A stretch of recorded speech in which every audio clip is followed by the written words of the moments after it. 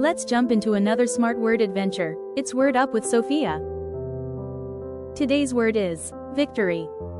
Can you shout it out loud? Victory. Let's spell it together. V-I-C-T-O-R-Y. That's victory. Awesome job. Victory means a win or a great success. It's that awesome feeling when you finally achieve something big. Let's say some words that mean the same as victory. Win, triumph, success, conquest, achievement, glory, champion. Now pause and review.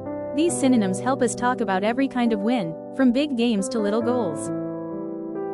Now let's look at the opposites of victory. Loss, defeat, failure, setback, miss, fall, collapse. These antonyms remind us that we don't always win, and that's okay. Every setback is a step on the way to your next victory. Here's a great example. Sofia celebrated her spelling bee victory with her friends. Let's review. Victory means a win or a great success. Synonyms: win, triumph, success, conquest, achievement, glory, champion.